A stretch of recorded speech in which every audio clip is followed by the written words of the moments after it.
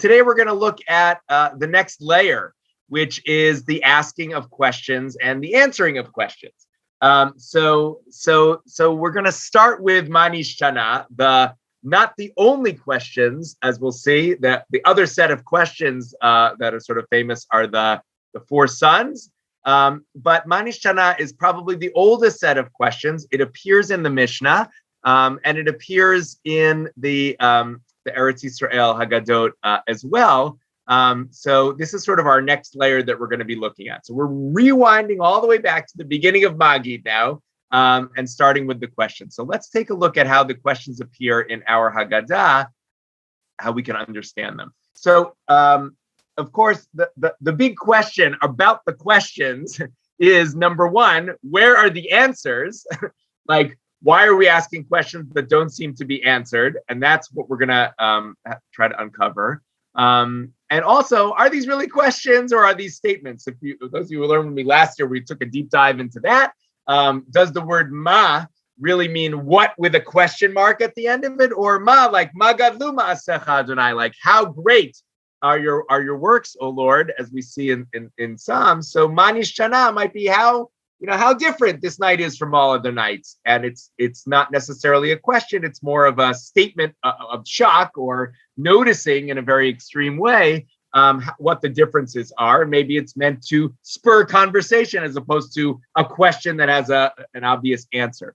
But I think there is good reason to, at least for some commentators and authorities, to understand this as questions. And then we go back to our original question. If these are questions, where are the answers? So in order to figure out where the answers are in the Haggadah, we have to actually get down to what the questions really are.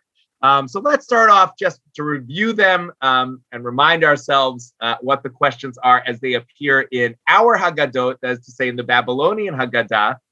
That's what we have here.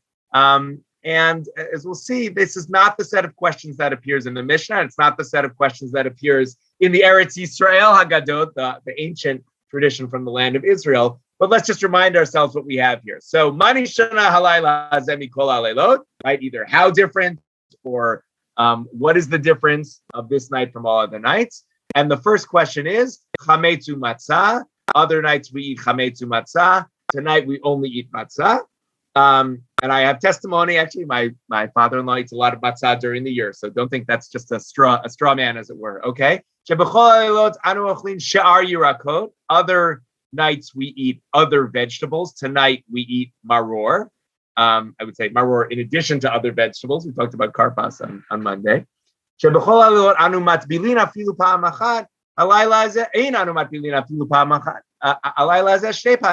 On all the nights we don't even dip once. Tonight we dip twice.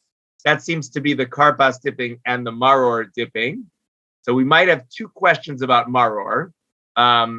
And then other nights we eat either sitting up or reclining. Tonight, entirely reclining. Okay, so those are the questions. And again, what's a little bit strange is at least questions 2 and 3 might be covering the same material. And so why would we need to ask 2 questions about the maror and the dipping? And of course, what else might you ask questions about that aren't here? I took this translation from the Schechter Haggadah. I have it on the bottom of the stack. I can't pull it out, but a wonderful Haggadah from David Golinkin and Joshua Culp. Okay, let's now take a look at how this appears in the Mishnah, and we're going to see the difference. So again, we're at the beginning of Maggid. How do I know? Because Mazgulo Kos Sheni, this is the second cup, which again, we saw yesterday is that cup of wine that we're going to make the bracha for the first part of Hallel on. But here, even though we're pouring the cup, we have a delay between making the blessing and this pouring. And we start off with the questions. The Kana Aben Shoel Aviv. This is where the child asks the parent. So this, again, seems to be a question. Mah Nishtanah seems to be a question if we're describing it as questioning. And we have a sort of parenthetical.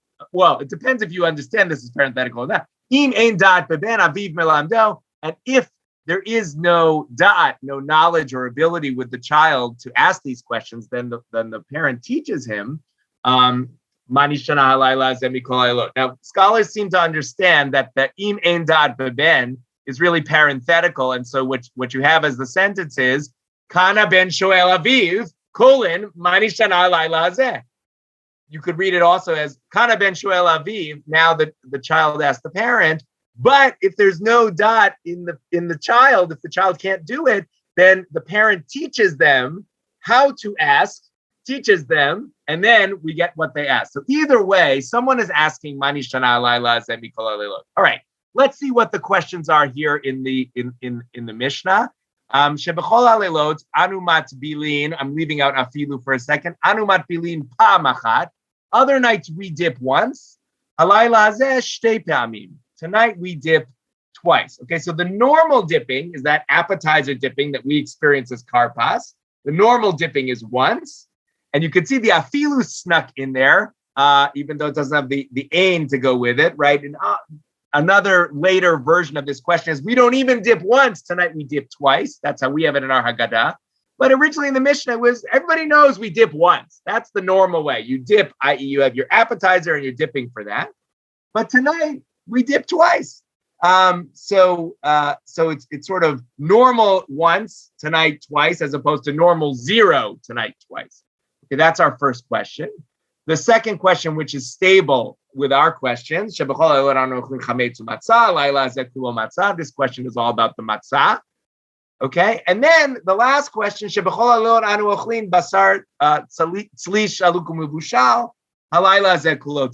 on all the nights we eat meat that is roasted, boiled, and cooked, tonight entirely roasted.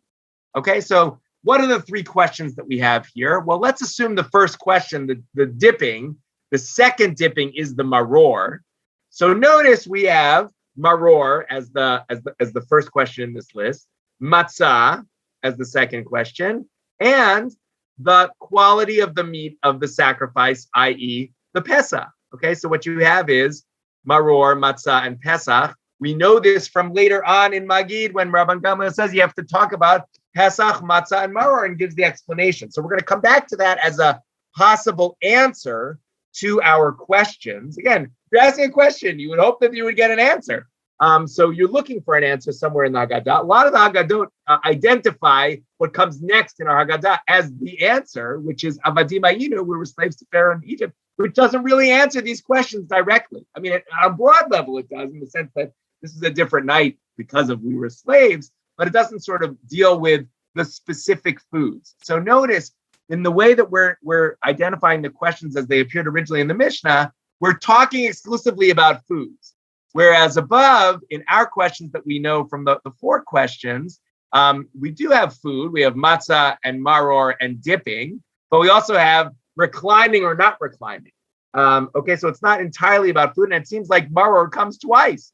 So we have matzah, maror, reclining, as opposed to maror, matzah, and Pesach, which just seems a little bit more united and coherent. Now, of course, the reason we don't ask it seems like the reason we don't ask the question about roasted meat, how come all the nights we can make the meat however we want, tonight we have to have roasted meat exclusively, is because, and we have sources that say this, we don't eat the Pesach sacrifice anymore. So this is a question that must have only been asked at a time when they were eating the Pesach sacrifice, which leads people to think that the Haggadah and Mah Nishtanah is very, very old, because it must have happened during temple times when we were eating the Pesach sacrifice. However, there was a tradition to eat roasted meat on Seder night, not a sort of Pesach sacrifice that's brought to the temple, but just the style of the meat that you would eat that was roasted. And that tradition actually continues on in history well beyond the destruction of the temple, to the point where, and you look in Eretz Yisrael Haggadot, if you look in the Haggadah of the Eretz Yisrael tradition, which lasted a good 1,000 years after the destruction of the temple, this question is preserved. The question about the roasted meat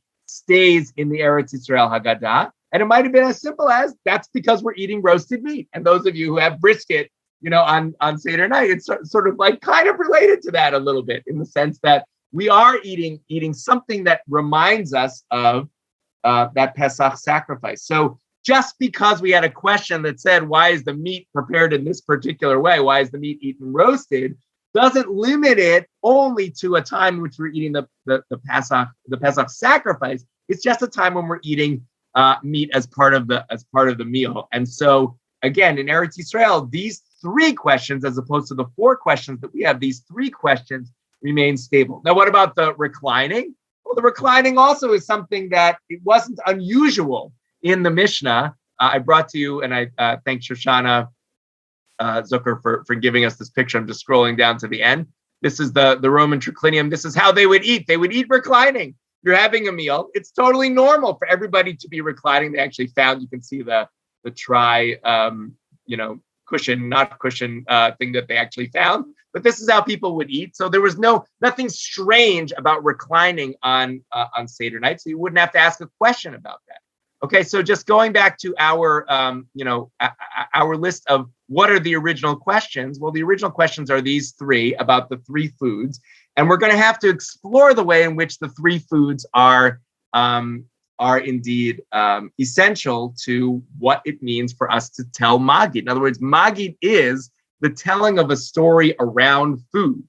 It's not just, I'm going to give you a narrative. It's not just, I'm going to sing a Hallel, but I'm also going to talk about the food that we're eating. We'll just look at one last piece. We know that the Rambam says, the reason we don't ask the question of, everybody knew that these questions were the ones in the Mishnah. The authorities knew this, and they said, we don't ask that question anymore about roasted meat because we don't, she'ein lanu korban, says the Rambam. We don't have a sacrifice. We don't do sacrifices anymore. And as I said, then that seems like a totally reasonable explanation if you think that this question is only asked at a time when you're offering sacrifices. But again, in a tradition in which you do eat roasted meat on Pesach, long after the destruction of the temple, this question would be totally normal. You would say, how come the meat has to be roasted? Why isn't it boiled or cooked in another way? And that's indeed to memorialize the way in which we would eat the meat. Okay, so what we've done today is to start to identify what are the questions that we're asking so that we can start to look for the answers. And as we make our way through, we're going to look for the answers and match them up to these questions. We'll see you all tomorrow.